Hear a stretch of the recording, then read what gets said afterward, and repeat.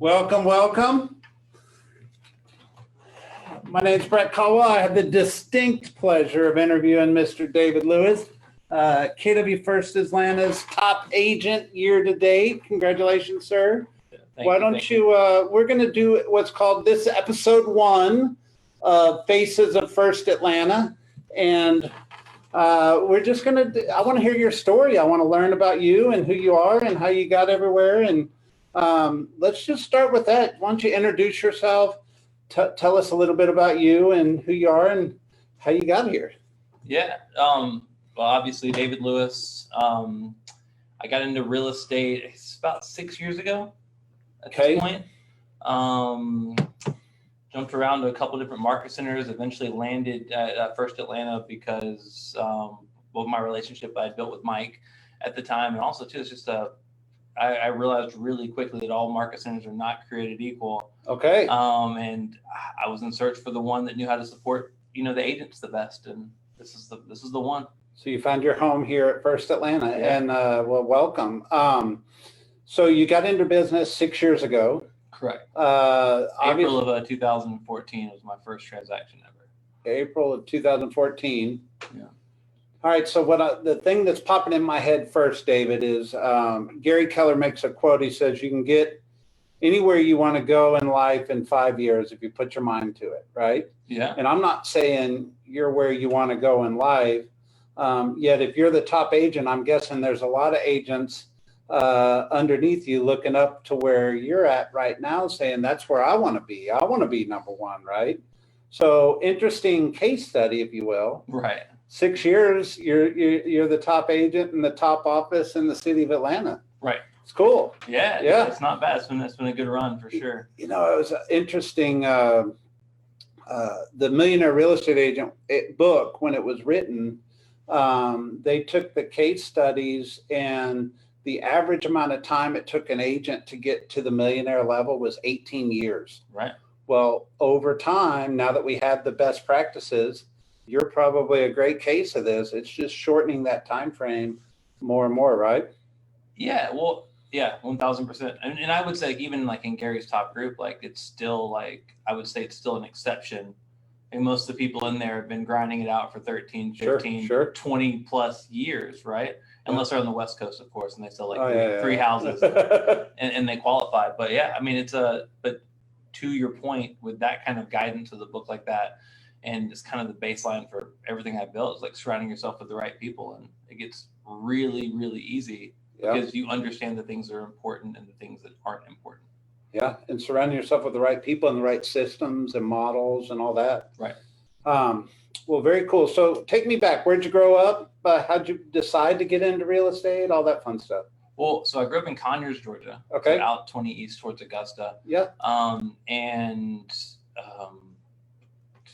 went to school at the University of Alabama. And while I was there, I was a finance major, econ minor, and I had a concentration in real estate. Yeah. My goal in college was to go into commercial real estate, right? So probably for a kid in college, it's probably like the sexier side of real estate. Yeah, right? It's got more dollar signs, of course. Yeah, well, so I thought. Yeah. Right? Yeah. But I didn't really have a full understanding of the business building aspects of the residential world.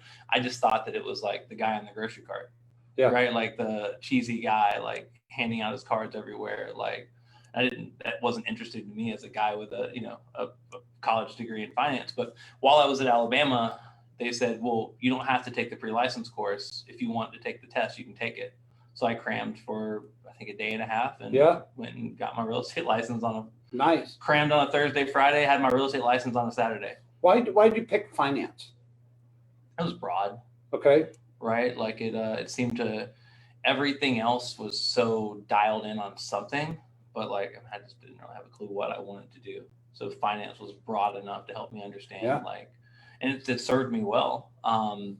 Once I got into the actual business building stuff, understanding profit margins and understanding how to capitalize on that and understanding P&Ls and all that stuff, right? Yeah, really, really, it was a nice foundation. Very, very cool. So you basically just take the test and off you go. And right. I didn't do anything. And this was in Alabama? Yeah. Okay. Yeah, so you started there. Yeah. Well, I didn't do anything with it. You know, I ended up graduating and I came back to Georgia and I just transferred my license over because it's reciprocal. Yeah. And I just didn't do anything with it, Yeah. right? Because I graduated in 2008. You're in Tuscaloosa at the time? Mm-hmm. Okay. And then moved back to Georgia, right? So I was like, I moved back to my parents' house, which is like in Madison, Georgia. Yeah. Like at the time, I just transferred my license over. Yeah. Yeah. So got the reciprocal license in Georgia. And, Right. well, okay, so interesting time. You graduated college in the middle of the recession starting. Yeah, at the beginning. And so this is where ego, which is like a big theme, right? Like with realtors in general, but this is where my ego kind of got in the way, right? It's because I took a really good job in 2008 and moved to Houston for a year. And it was like a management training opportunity. But at that point in time, like the economy had really gone downhill. My real estate license was still inactive in Georgia. Yep. And it was for a heating and air manufacturing company. I didn't love Houston that much. And I was like, well, I got one good job in a down economy. I'll get another good one.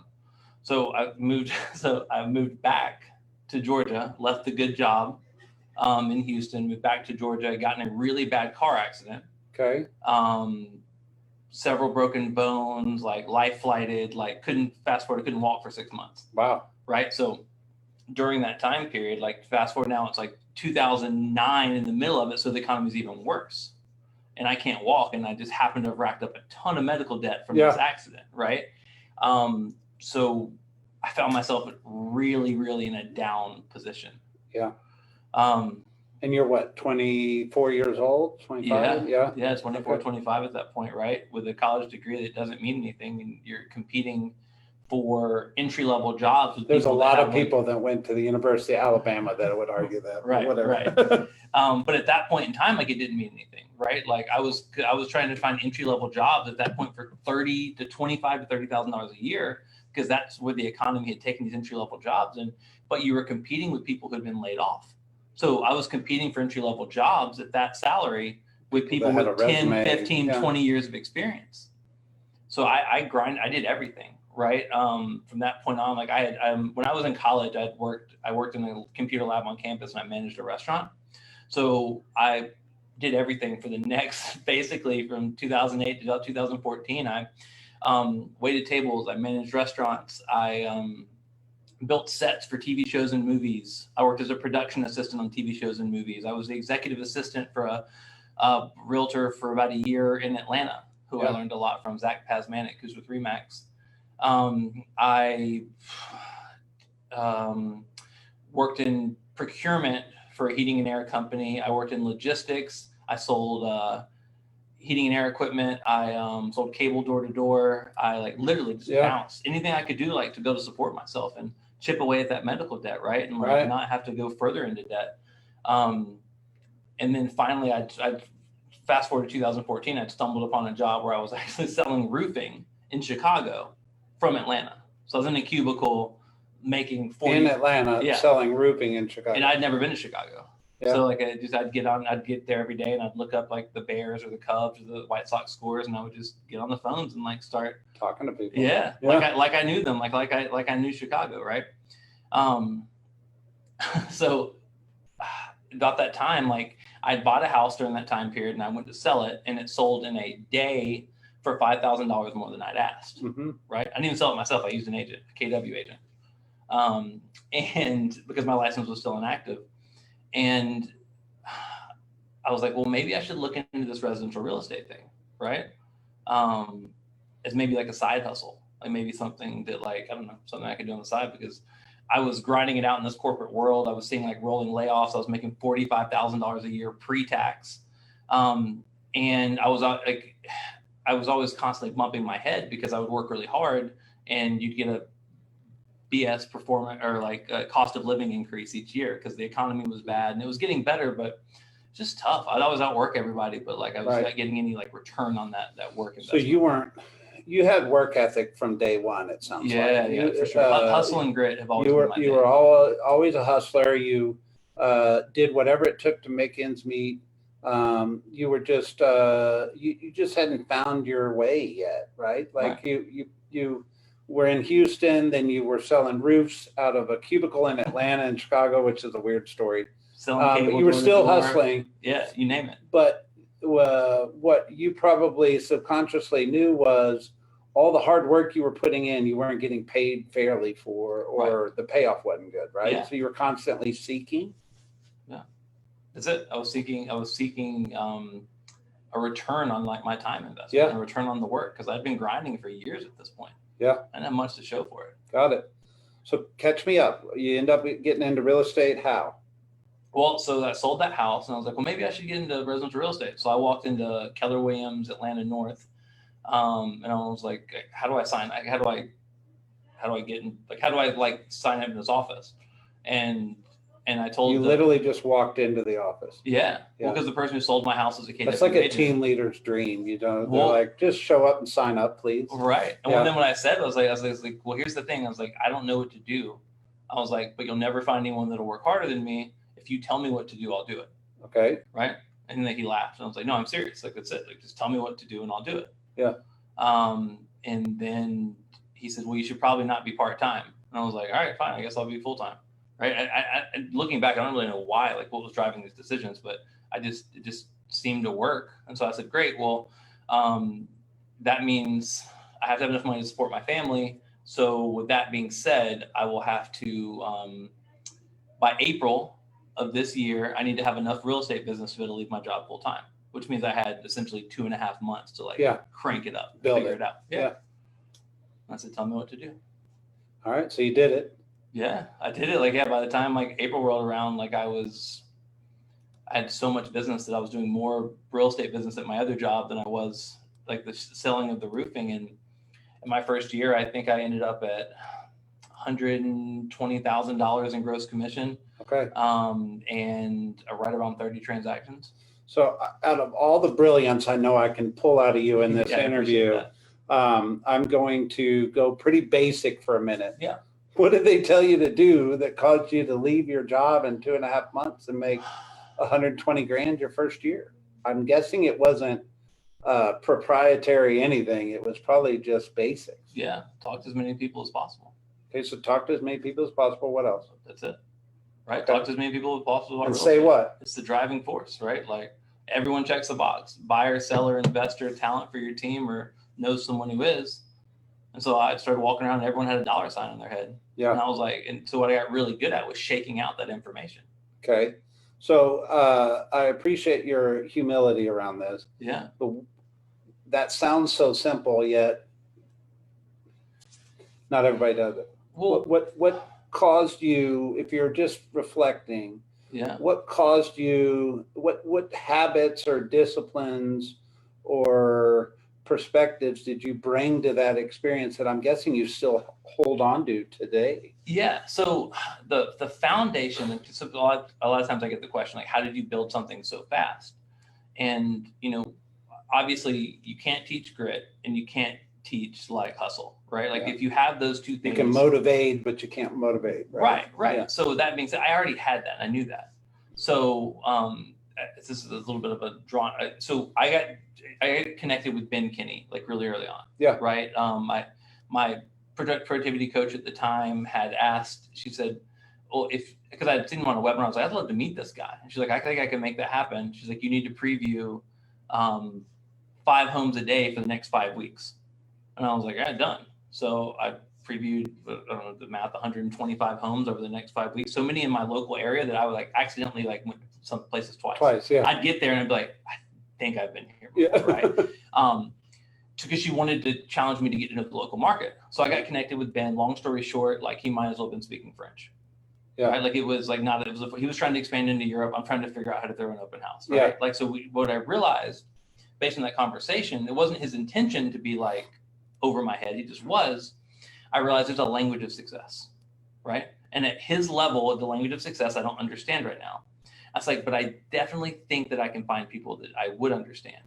So at that point in time, like I thought maybe Bill Gates and like made $100,000 a year, but like no one else, that was insane, right? Yep. Coming from making $40,000 a year in a cubicle. So I went and found, I was like, $100,000 was my goal. So I went and found people that were making $100,000 a year and I made them hang out with me. Yeah. I listened to the things that they thought were important, their language of success at that level.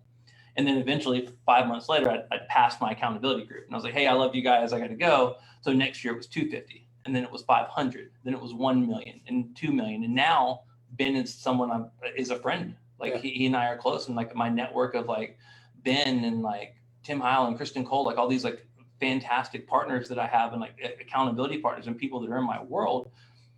Like the secret is, long story short, you have to be purposeful about the people you surround yourself with. Absolutely. Because you want to know what the people who are a level above you think are important. Like you need to know what they think is the most important, what they think is the driving force, but you have to be purposeful about it. People don't go slumming like to find people to hang out with. Right. They're not going to go down to you as like a brand new agent. Like you have to put yourself in that group and you have to be purposeful about it. But the return is you now know the language of success at a level higher than you are. Yeah. So it's two things that are coming to mind is one, the comment that the two things that change your life the most are the people you meet and the books you read. Right. Yeah. So that principle obviously changed your life a lot, right? Oh, the people sure. you met. And then there's that conversation of if you're the smartest guy in the room, you're in the wrong room, right? So you were constantly purposeful about putting yourself in the room to begin with people that were smarter than you, and then recognizing, which I think is a talent in and of itself, because not everybody recognizes that. They get comfortable in their room. Right. But you recognize when you outgrew your room and put yourself into a new room. Yeah. I used to do this thing at masterminds, which, I'm sure KWI isn't happy about me doing this, but, they used to code it by like star or moon or whatever to tell you where to go. So I turned mine around backwards and I would go, there's Lance Loken. I'm going to his room. And I would just, because they don't check at the door typically. Yeah. You could have left that part out of the interview. So I would go to the room. Yeah, I know. To put myself in a room with people that were higher level. There's hundreds of stories like that of people that purposefully found a way to overcome obstacles to get to meet people they wanted to meet or to pick their brain. Very, very cool. So you, what kind of success did you have in 2019? 2019, we closed right at 300 units. And we're about $1.9 million in gross commission. And I think I have to look at $86 million in closed volume. Nice. I want to say. So what goal did you set for 2020 at the beginning of the year? 2.4 million was our overall gross commission. Earn goal. the book, right? Right. Yeah, that's the number in the book. Yeah. So that was the next step. Okay. And 2020 showed up with some interesting, fun, some things with it. How have you navigated that? Well, so we're still up year over year. Like we're on track. Like we're to hit our goal of like where we were last year, right? And like that when we regrouped, I was like, if we can do what we did last year, like that's fine. Yeah. But we got a lot leaner. Like the minute that like things got weird, like we ran to conversations. Right. We changed the conversations, but like I said earlier, like the foundation of real estate success is conversations. Yeah. Right. Like if you talk to 1,000 people a month about real estate, you'll make millions of dollars. Right. Guaranteed. Right. So we just knew our conversations had to change. So instead of, we immediately started I personally funded a help fund. Yeah. Right. So when our agents were calling, hey, who do you know that's struggling right now? Right. So I paid car payments and I paid grocery. We delivered groceries. We paid utility bills for people that were struggling and laid off and like were enduring like real hardships during this time. We paid partial rent. Who was struggling the worst, we wanted to help them. And that was amazing too, because that's like part of our mission, right? But at the same time, it allowed our agents to have something to talk about without feeling salesy in the time that everybody was hurting. I love it. And we led those conversations with, how are you? How is this affecting you?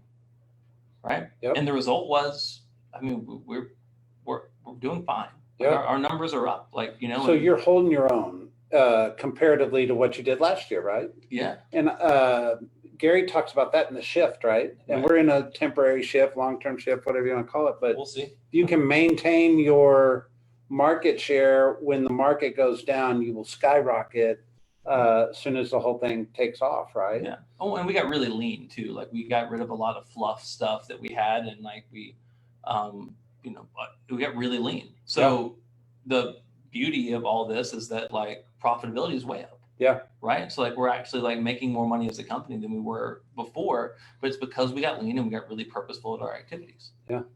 So if I were to sit here 5 years from now, and you and I have a conversation, who would I meet? Who would David be 5 years from now? So my retired. Okay. My goal has always been to retire at 40. Okay. Right. And I'm What 35. does retired currently. mean to you? Yeah. Well, so I had this, like, I spent so much time grinding it out, like, through that time that, like, I never again wanted to need something. Okay. I never wanted to need a job. Right. So my goal for retirement would be not to actually retire. Right. Would be to not have to be able to retire. I call it the choice. Yeah. You wake up tomorrow and you have the choice if you want to do something or not. Yeah. Life by choice, not necessity. Yeah. Because, like, with necessity, there's like this inherent grossness to, like, necessity. When you need something from someone, or if you need something, like, you don't hold yourself as accountable as you should.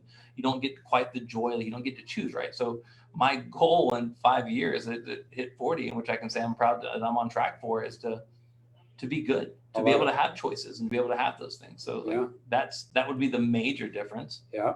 So what are you going to do? Dye your hair purple? I mean, That's right. I mean, What does the choice look like for David? I don't know. Probably, like, so the thing that I like the most is, like, mentoring and coaching and, like, training and like changing trajectories. Like, if you meet someone that's here, being able to take them here. And I'm proud to say that I can think of a lot of examples of where I've been able to have that impact, like, over the past 5 years. So I'd like to continue to have that impact. Yeah. But I'd also like to not have the need to talk to, like, a jerk of a seller. If he's a jerk, I'd love to have the freedom to be like, hey, man, like, I don't need you. Right. Yeah. So, and I'd love to provide that same freedom to my agents as well. Absolutely. So I guess my last question I'd ask you is, if you were going to write the David Lewis book, or David Lewis did a TED Talk, what would your subject be? Yeah, I think it's who you surround yourself with. Okay. Right. Like, being purposeful and selecting the people that you surround yourself with. Yeah. You are the average of the 5 people you hang out with the most. Right. Yeah. And because that's been the biggest differentiator in my business. Right. Surrounding myself with the right people, learning the things that were actually important, and focusing on those things. Yeah. Right. Within, the MRA is a great guide of a model. Like, every time I've veered from the model, I've ended up coming back to it, not recreating the wheel. Like, we have this issue in real estate where we all think we're we're geniuses. Yeah. And here's the thing, like, and this is anyone should take a look at this. And it's kind of varying from your question, but, like, the market's been incredible, right? The market's making a lot of people look good right now that probably wouldn't if things got tough. Agreed. Right. Well, maybe not the last 4 months, but yeah, last couple of years, of course. Yeah, for sure. Well, even now we're in a low inventory market with the lowest rates historically. Like, so it'd be hard to argue that even in the last 4 months, with the obstacles, that our market's not good. Yeah, if you were working, you found something. Yeah, if you got off the couch. Yeah. Right. Yeah. So that's my point. So it would be the 5 people you surround yourself with, but we need to, like, take a hard look at, like, running things like a business and, like, actually being accountable, like, to those conversations and to those actions. Yeah. We've been in a market where we've been able to sit around and things would come to us naturally. It's not the way life works, right? Yeah. Like, traditionally, like, I was blessed that I was born into, like, a giant mess of an economy. So I, like, cut my teeth, like, grinding, like, figuring things out. Right. And, I did a one-on-one with Gary a couple weeks ago, and he was like, well, what separates you from everyone else? And I was like, well, what separates me from everyone else is I'm only 5 years removed from sitting in a cubicle. Yeah. I know what it's like to not be able to pay my bills. I know what it's like to be broke, no job, and heavily in medical debt. Yeah. Right. Like, that's still fresh with me. I'm not, I don't take any of this for granted, and none of us should. Yep. Well, David, I appreciate your time. I want to be respectful. We started a couple minutes late, and I want to keep it right at 30 minutes. David Lewis, thank you for being our episode 1 of Faces of First Atlanta, and hopefully everybody got some good wisdom out of that. Thank you so much, sir. Yeah, have a good one. All right.